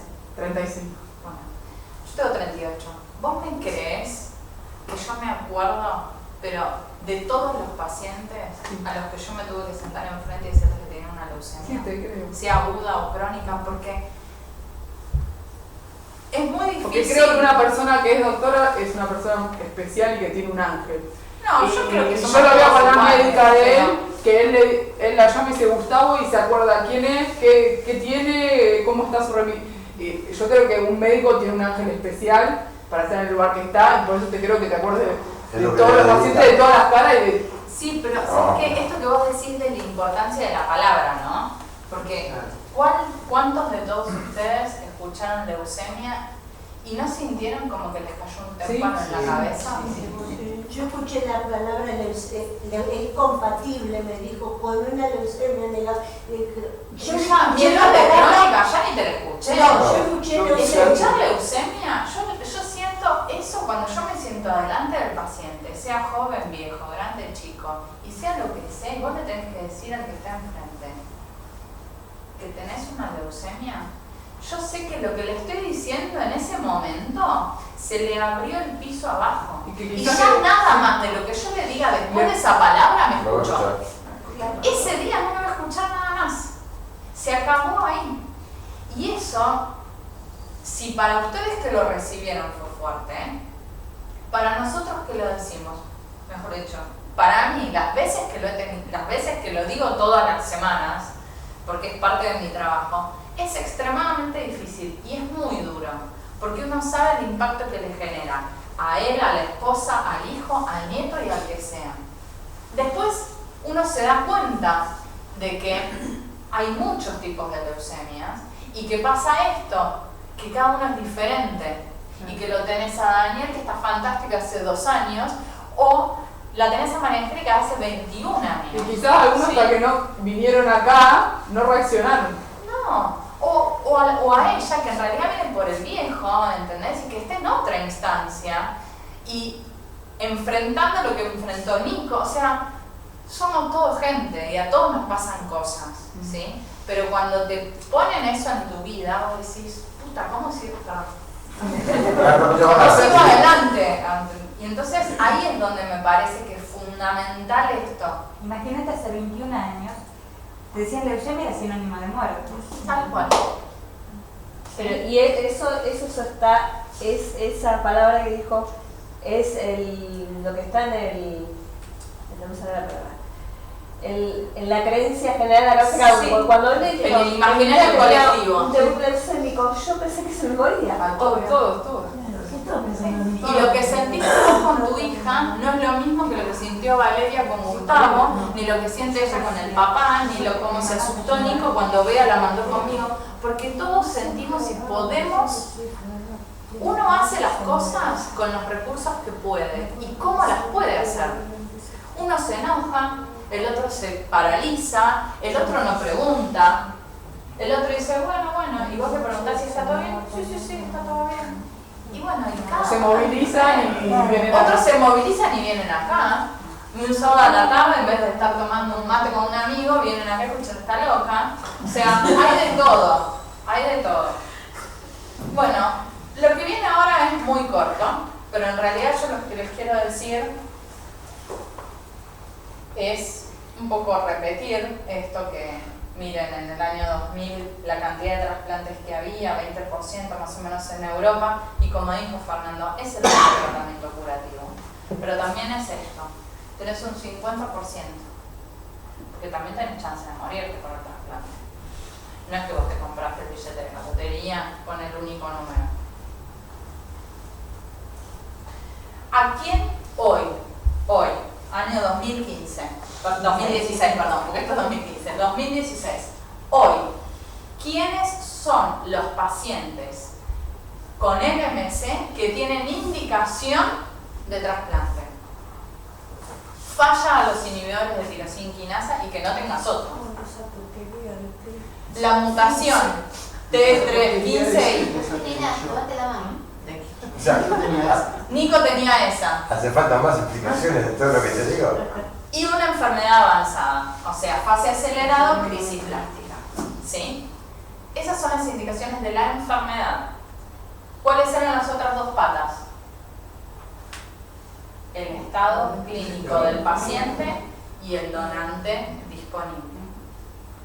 1, 2 y 3 son iguales de importantes. ¿Está bien? ¿Qué pasa cuando nosotros comparamos cómo le van a los pacientes que están con un donante disponible y rápidamente en muy buen estado clínico y una fase acelerada? ¿Todos saben lo que es una fase acelerada? Porque yo digo fase acelerada, a lo mejor ustedes no saben. ¿Quién sabe que es una fase acelerada? Yo no lo sé explicar, pero... Bárbaro. Yo les voy a explicar esto. La leucemia mieloide crónica tiene una evolución natural. ¿Y la evolución natural hacia qué es? ¿Saben? O sea, deteriorar el sistema inmunológico. A transformarse en una leucemia aguda. Por eso, apurarse no, Sí, seguro. tal cual. Es una enfermedad que tiende a una evolución. La leucemia mieloide crónica, el 50% de los pacientes al momento del debut debutan en fase crónica, que es la que tienen ustedes ahora. ¿Sí? Cuando la enfermedad con la medicación no se puede controlar, empieza a crecer este clon de células anormales en la médula. Es lo que se llama, se empieza a acelerar, empieza a aumentar la proliferación. Cuando esa proliferación ya es muy marcada y todas las células que puede hacer la médula de ustedes son anormales, es porque estamos en una crisis plástica, que es lo mismo que decir una leucemia aguda. Por eso, la medicación que ustedes reciben es para qué? Primero, para que no evolucione la enfermedad. Y segundo, para que ese clon, esa población de células leucémicas, cada vez sea lo menos detectable posible, al punto que ya no la vemos en el microscopio, no la vemos en el laboratorio, no tenemos más el cromosoma, tenemos que buscarlo por el método molecular. O sea, cada vez el nivel de profundidad es mayor. ¿Me entienden? ¿Es lo que les pasa a ustedes? ¿Sí? Primero buscaban que el cromosoma desaparezca, después buscan que la respuesta molecular sea MR, ¿no? MR4, MR4.5, porque somos exigentes y cada vez queremos más. ¿Sí? Pensaba, me salió tal cosa, como si yo fuera médico. Bien, cuando un paciente empieza a no responder al tratamiento, ahí es donde uno tiene que empezar a pensar que el trasplante puede ser una opción terapéutica. En aquellos pacientes que ya su evolución de la enfermedad, a pesar de los inhibidores de tirosinquinasa, imatinib, dasatinib, nilotinib, cualquiera sea que tomen, no puede controlar esta proliferación de las células, quiere decir que uno tiene que pensar que a lo mejor ese tratamiento no es suficiente. Lo que se vio es que los pacientes que cumplen esos criterios se ven beneficiados con el trasplante. Pero lo que yo vuelvo a decir, estos pacientes que tienen una mejor sobrevida con el trasplante son pacientes que están en muy buen estado clínico y que tienen un donante rápido y que se trasplantan rápidamente. ¿Sí? ¿Me puedo hacer una preguntita? Sí. ¿Qué pasa cuando uno que es donante es compatible con el que se va a hacer trasplante y es histoidéntico pero es diferente factor? No pasa absolutamente nada. Lo único que no es una contraindicación. ¿Sí? El diferente grupo sanguíneo no es una contraindicación en el trasplante de médula. Sí, por ejemplo, en el trasplante hepático. En cambio, en el trasplante de médula, para nada. De hecho, si vos, ¿qué grupo sos? Yo soy B negativo. Sos difícil. Bueno, vos sos B negativo. Sí. Probablemente, como son muy pocos los B negativos, si vos tenés un donante que es cero positivo, después de más o menos unos 3 meses, tu sangre va a ser cero positiva. Vas a cambiar tu grupo sanguíneo. Sí, mi hermano es histoidéntico, pero es A positivo. Después vas a tener el grupo de tu hermano. Después a lo mejor te pasa como a Nicolás, que se trasplantó con un alemán y a los 4 meses habla alemán perfecto. Pero bueno, son pocos los casos, ¿eh? Ni te cuento si es femenina la edad. Pero bueno, algunos lo usan como excusa. Bien. Esto no importa. Lo que les quería mostrar es esto, ¿sí? Que estos son curvas de sobrevida, o sea, cómo les va a los pacientes cuando se trasplantan con donantes haplo idénticos, donantes relacionados, donantes no relacionados y cordón. Ven que la sobrevida más o menos es la misma, ¿sí? No hay cambio, o sea que hoy en día, ¿sí? La mente es diferente, la forma, el racional es diferente. Yo hoy no pienso si tengo o no tengo donante. Antes era así, tengo o no tengo donante. Cristina lo vivió. Hoy es, tiene indicación y está en condiciones. Un donante lo encuentro. Porque si no es un familiar idéntico, es un no relacionado. Y si no llego a la espera de un no relacionado, ¿sí? Voy a un haplo. Es así. En el MC, en general tienen más tiempo, pero hay otras patologías. Es así. Les doy un ejemplo cortito. Hace 15 días vino una chica derivada de otro sanatorio con una leucemia linfoblástica aguda. De alto riesgo, recaída durante el tratamiento, me viene a ver y me dice, me derivan para trasplante. Bueno, ¿tenés hermanos? Tengo un hermano que no es compatible. Perfecto. Me dice, me derivan por un trasplante no relacionado. No había empezado la búsqueda, o sea que ¿cuánto tiempo yo les dije? 6 meses. Miré toda la evolución y le digo, mira, la realidad es que por la evolución que vos tenés de tu enfermedad, no vas a llegar a los 6 meses. Tu enfermedad va a recaer antes. Yo tengo que pensar que va a recaer antes. Y le digo, no tenés hermanos. Tus papás, uno tiene más de 65 años, el otro, fallecido. Fantástico. ¿Tenés hijos? Sí, tengo un hijo de 14 años. Ok. ¿Cuánto pesa? 66 kilos. Y ella pesa 63. Le digo, el donante es tu hijo, pero es menor. Le digo, no me importa. Pedimos autorización al juez, ¿sí? Que nos autorice que él sea donante. Ha pasado más de una vez. Jueves de la semana pasada le di la orden para que sea el estudio, el HLA, el hijo. Este miércoles me llama la médica de cabecera.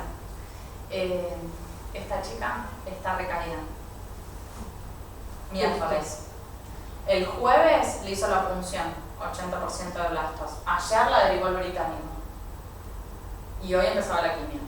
Quiere decir que cuando uno dice no da el tiempo, es esto, es la vida real, no da el tiempo, ¿sí? Entonces ahora la estrategia es que haga quimioterapia y como yo lo tengo al hijo acá, ahí, lo llamo y le digo, vení y donate a que yo necesito.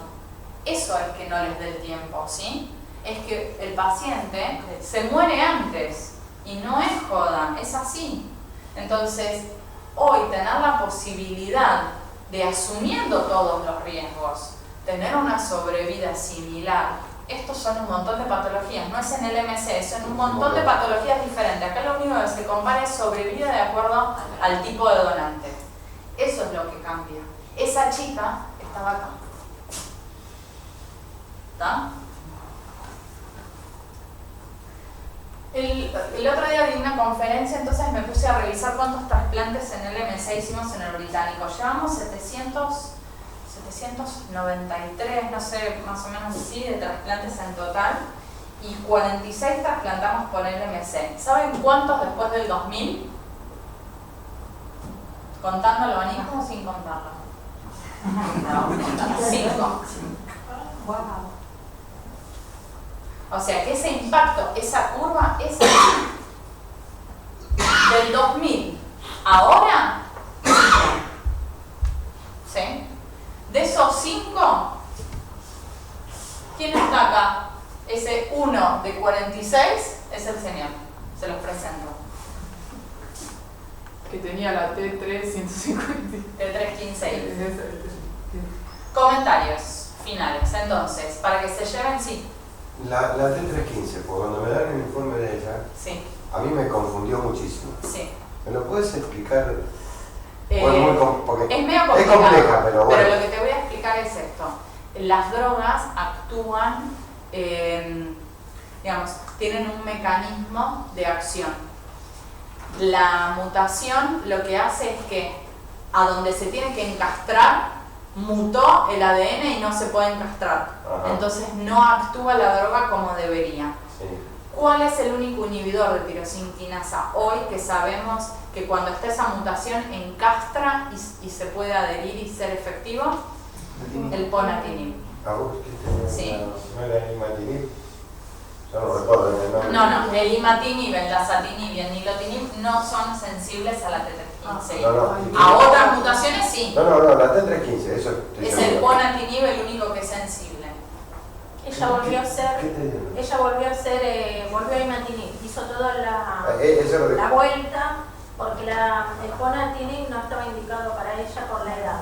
Es verdad, tiene muchísimas contraindicaciones. Claro. Aparte del tema del ponatinib, es que es una droga que no se vende en el país, que se usa, o sea, tenés que entrar en un protocolo de uso compasivo y en el protocolo tenés una determinada limitante de muchas veces es o la edad o la ella entraba al insuficiencia protocolo, renal. ¿verdad? ¿Cómo? Que ella entraba al protocolo.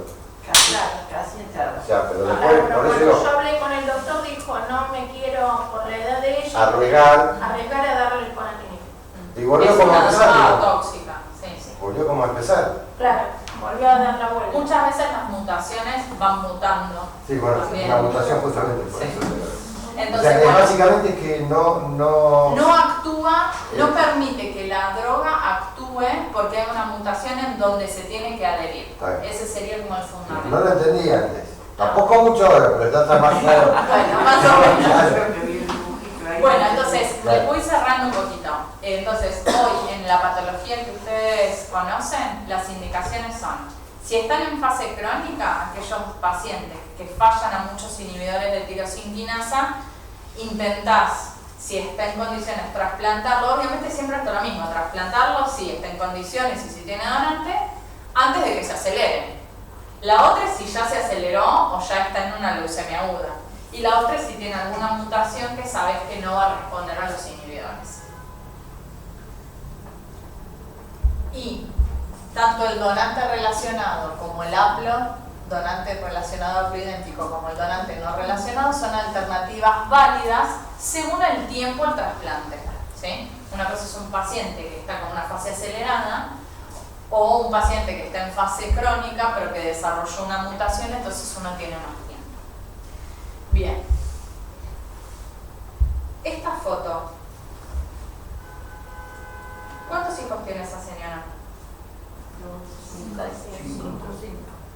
1, 2, 3, 4, 5. El de atrás parece joven, pero es mayor. Bueno, en realidad tiene 6 hijas. Ninguna compatible. Esta es Manuela, es su hija de la vida. Manuela es paciente mía. Y esta es Jen. Y Jen tiene 5 hijos y vive en Pensilvania. ¿Sí? Y son pocas veces las que encontramos que donantes no relacionados se encuentran con sus pacientes. Y Manuela, que no tiene una leucemia, sino que tiene una enfermedad más rara que perro verde, se trasplantó porque su hermana se había trasplantado y falleció como complicación del trasplante. Después nació Manuela con la misma enfermedad y encontramos un donante a los 2 meses de Manuela, ya estábamos buscando un donante. Manuela se trasplantó a los 9 meses. ¿Sí? ¿Qué quiere decir? ¿Por qué les pongo esta foto? Porque a lo mejor uno dice, yo no voy a donar, a ver si se me pasa algo, yo tengo una familia, tengo mis hijos, no quiero. A veces es muy difícil ponerse en el lugar de que el otro está necesitando mucho más de lo que uno cree. Y como salir del área de confort, ¿saben lo que es el área de confort? Es ese espacio en donde nos sentimos cómodos y donde no queremos, el nidito, ¿viste? Donde no queremos que nos joroben demasiado. ¿sí? Y salir del área de confort y exponerse a sentir y a comprometerse, no solamente físicamente, sino emocionalmente con que al otro le cambie la vida o que le pueda pasar algo, es muy fuerte. Y esto que dice acá abajo, cuando la mamá de Manuela le mandó una tarjeta a Jen, me la mandó con copia a mí, pues se la mandó por internet. Y yo le digo, María José, nos conocemos mucho. Le digo, María José, déjame que use esto porque eso que yo puse, estaba escrito en inglés, lo traduje, y dice esto de, gracias a Dios y a la vida hay gente como vos. ¿Sí? O sea, uno puede hacer mucho por el otro. Sin ser donante, obviamente, pero siendo donante es esto, gracias a Dios y a la vida hay gente como vos. Y la vida de esta mujer sigue igual, siguió criando a sus hijos, se siguió peleando con el marido, fue a trabajar, no pagó la tarjeta, se le empinchó la rueda del auto, la vida siguió igual. Pero Manuela hoy tiene 5 años, ¿sí? Y para esta familia que tiene una hija muerta por la misma enfermedad, la tienen a Manuela. Entonces, un poco es esto, es como bajarlo a la realidad, es decir, bueno, sí, seamos seres humanos y démonos cuenta de que hay cosas que podemos hacer por el otro. Campañas hay un montón. Y piensen cuántas campañas hay que tampoco les damos bolilla. ¿Sí? Y hay mensajes y uno está abierto a lo que quiere estar abierto también. Y uno dice lo que también tiene ganas de comprometerse con lo que dicen, que va desde esto hasta no tirar basura en la calle, ¿sí? O sea, un montón de cosas, ¿sí? Y este me gustó, donantes hasta la médula. Es español, no me acuerdo de qué lugar, no sé si era Zaragoza, donantes yo hasta la médula. Me gustó. Bien, y lo otro que les quería contar es que Pujovsky, que es como mi papá de la especialidad, es el primer hematólogo que hizo trasplante de médula en el país. Para mí es un honor trabajar donde trabajo, es un esfuerzo y es un compromiso. Y el primer trasplante de médula en el país se hizo hace 30 años. Yo tengo 38, claramente. No estaba yo en el servicio, obviamente. Pero este año se cumplen los 30 años. Y vamos a hacer una reunión científica que va a estar sponsoreada por el INCUCAI, obviamente, y se va a hacer en el hospital. No va a ser el 13 de septiembre, pero ese fue el día que se hizo el trasplante, va a ser en noviembre. Y va a salir por los medios y va a salir promocionado por el INCUCAI y va a estar en la página del hospital, va a ser el viernes 18 de noviembre. Así que todos aquellos que quieran venir, ¿sí?, están invitados para venir a escuchar un poco esto, ¿no? Cómo fue la historia. No vamos a dar datos estadísticas, vamos a contar cómo creció desde ese día del 13 de septiembre del 86, que no sé María Angélica qué estaba haciendo, o Daniel, vos y yo estábamos en el colegio. Cómo ha crecido esta metodología en el país. Y algo que es muy importante, hoy en el país nosotros hacemos todos los tipos de trasplante para todas las patologías que se puedan hacer. ¿Sí? Lo vuelvo a repetir. En el país tenemos el personal profesional y la tecnología para hacer todos los tipos de trasplante que se puedan hacer. No hay necesidad de irse a ningún lado. Eso es con material nuestro nada más. Este es nuestro equipo. El que está aquí es el doctor Eduardo Buliarski, que fue el pionero en trasplante en el país. La doctora Claudia Shanley, que también es su mano derecha. Actualmente el jefe de servicio es el doctor Stemelin y yo que formo parte también del equipo ya desde el año 2007. Así que bueno, para mí ha sido un placer que me escuchen. Espero haber contribuido y que por lo menos puedan irse a sus casas con un poco más de información para sentarse y contarle a los demás. El placer fue escucharte a vos, que fuiste muy, muy claro. Gracias, María.